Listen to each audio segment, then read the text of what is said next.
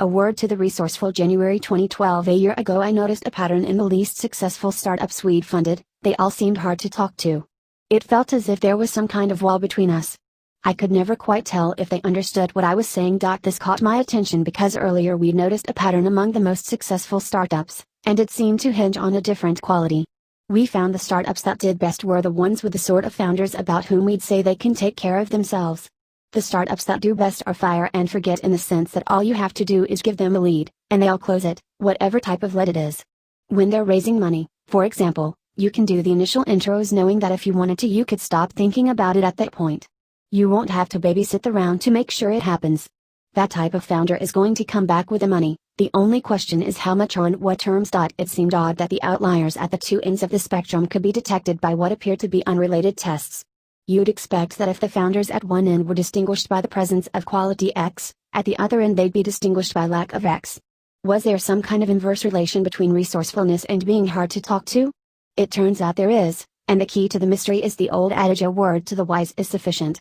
Because this phrase is not only overused, but overused in an indirect way, by prepending the subject to some advice, most people who've heard it don't know what it means.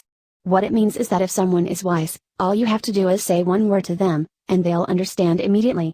You don't have to explain in detail, they'll chase down all the implications. In much the same way that all you have to do is give the right sort of founder a one-line intro to a VC, and he'll chase down the money.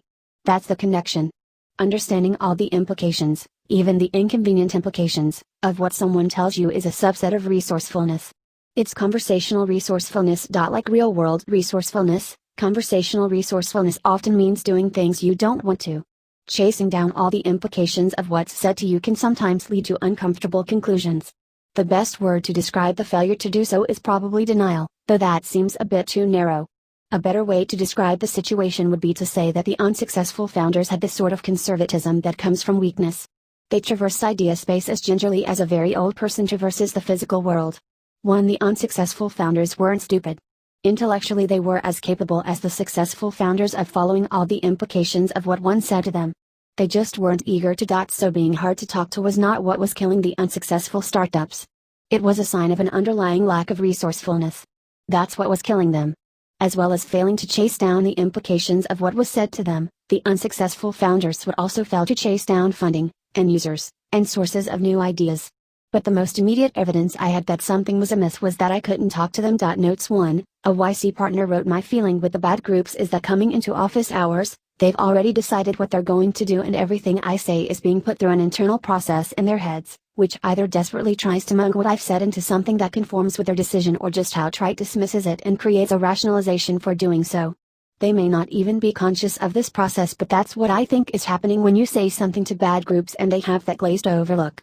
I don't think it's confusion or lack of understanding per se, it's this internal process at work. With the good groups, you can tell that everything you say is being looked at with fresh eyes, and even if it's dismissed, it's because of some logical reason. For example, we already tried that, or from speaking to our users that isn't what they'd like, etc. Those groups never have that glazed over look. Thanks to Sam Altman, Patrick Collison, Aaron Neba, Jessica Livingston, Robert Morris, Harj Taggar, and Gary Dan for reading drafts of this.